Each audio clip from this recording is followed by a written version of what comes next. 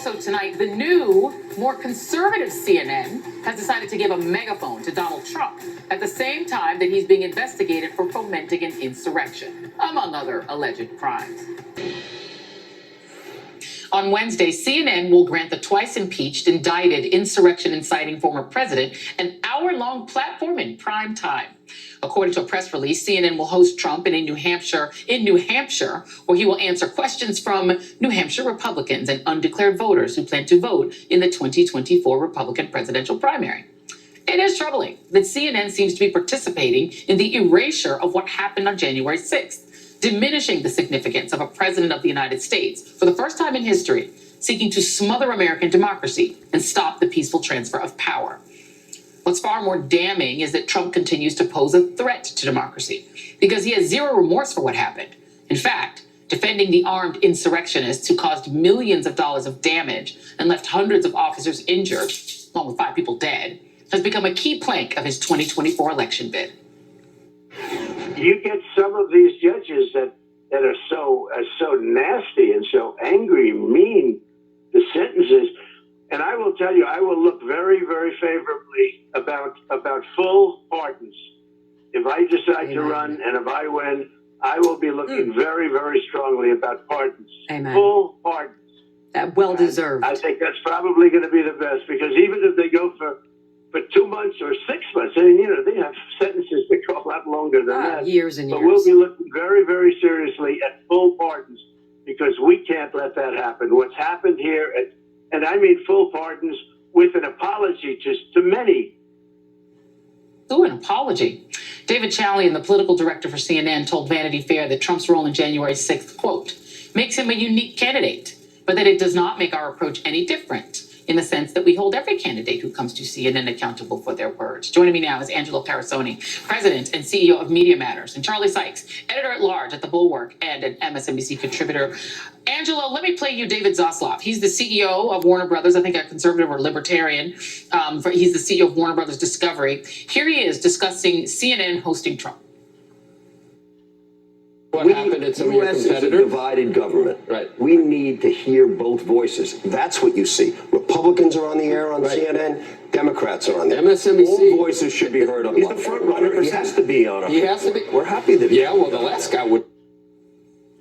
Republicans, Democrats, insurrectionists, everybody's on the air. Your thoughts, Angelo? I mean, I get a little uncomfortable with the false coequivalences and false balance, if that's the position that they've taken, because it's kind of a reflection of the larger posture that CNN has had over the last year or so, which is to basically mollify all of their right-wing critics, or at least to attempt to mollify them by validating even the most bad faith attacks on the network from them, and then shift their focus to try to appeal to them to come back on the channel with all sorts of concessions or sort of gimmies. And I think, yeah, of course he's the Republican frontrunner. There's newsworthiness around it. It is absurd in some ways, but we have to cover it. I appreciate that. What I don't appreciate is the circumstances and the timing. It feels kind of odious, like an attempt to goose their ratings ahead of not just the moment that we're in terms of Fox sort of sliding, but this big upfront event that's happening.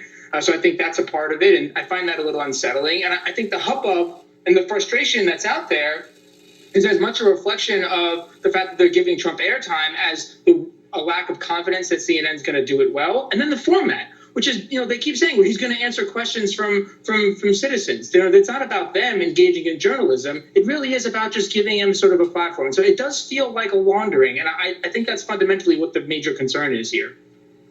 And right, and they're making it a big deal, Charlie. I mean, the person who's going to moderate this is formerly of the Daily Caller, their Washington reporter who did the morning show earlier. But it feels to me like this is a pretty open attempt by CNN to push itself to the right and make itself attractive and show its belly to MAGA and to conservatives, hoping that they will tune in. That's what it feels like to me. What does it seem to you? Well, it feels like horrifically bad judgment to me. Let's be clear about this.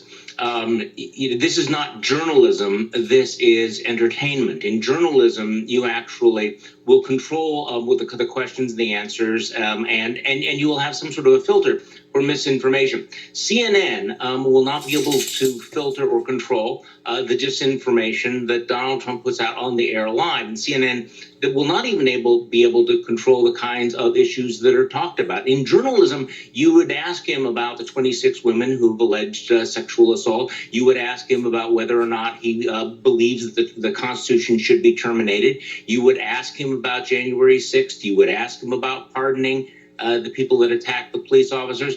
Will that be what Republican MAGA-leaning voters in New Hampshire are going to discuss? And yet they've given him a full hour of airtime, and Donald Trump knows entertainment. He's allergic to journalism, which is why he's going to love this town hall. You know, and Angelo, I know for a fact, okay, because I know some folks over there, that some of their own, people over there are very concerned about this as well. They actually have on their list of contributors people who experienced January 6th. They're not getting to have a rebuttal. They're not getting to have equal airtime where they can talk about this. It's pretty clear that what they want is for him to have an unfettered opportunity to say his thing. And they're not giving Go ahead. No, I was going to say that's right, and I think that's all valid. I mean, there are reporters, there are people that are concerned. They have good reason to be, because it's not just that he's out there promoting the same kinds of disinformation. He's using the same strategy that he used last time, but it's even more intense and worse. He's literally trying to organize power on what used to be considered the really far fringes. He's pushed QAnon accounts on his other platforms more than 500 times in the past year. That's exponential increase since 2020 by him. That's not an accident. He's doing it on purpose. He's literally organizing power in what is considered a militarized movement. So this cauldron of extremism, just like your last topic that we've seen swirling and that heat ratcheting up, he's helping raise the temperature. And what CNN does in this forum is not only give him the ability and the mechanics to help do that without any sort of checks on top of it, but worse, they may be playing a big part in helping validate some of those things. We don't know how the guests or the participants are there. A lot of times when these town halls are being done, the campaign gets to fill a large portion of the seats. They haven't gone and said, hey, don't worry, we're not using the same tricks that we have in the past. We're not letting the campaign fill a single seat here. We're going to go out there and do it. What's going to happen afterwards when Trump gets to announce that he went into the belly of the beast and the CNN audience was applauding for him? Let me read what you said, wrote in The Atlantic, Charlie. After the release of the Access Hollywood tape, the GOP decided that character did not, after all, matter. 7 years later, neither the indictments for paying hush money to a porn star nor the accusations of assault or rape are disqualifying for Republican voters. In the 2024 contest for the presidency, they hardly even register. So it is clear what kind of voters are going to be sitting in that studio. I mean, David Duke ran for governor and he ran for the United States Senator in the state of Louisiana, and he was the front runner for a while, and he had a good shot at it. Would they give him a town hall if he was a front runner for president? We don't know. I mean, look, the explanations by CNN are self-contradictory. You had that quote from David Chalian where he says, we understand that Donald Trump is unique, but we're going to treat him like every other candidate. Well, he's not like every other candidate. Every other candidate is not an indicted felon who may be a rapist who tried to overthrow the government. And again, in 1 hour, CNN says that it will hold him accountable, but the amount of disinformation that Donald Trump can utter in 1 hour, I think, will defy their fact-checking ability. And so, once again, we have the triumph of entertainment over journalism, but also since he came down that golden escalator in 2015, America has not apparently learned anything, or apparently CNN has not learned anything. The one thing Trump ever said that's true is that the media loves him. That is true. Angelo Carasone, at least some of them do. Angelo Carasone, Charlie Sykes, thank you both.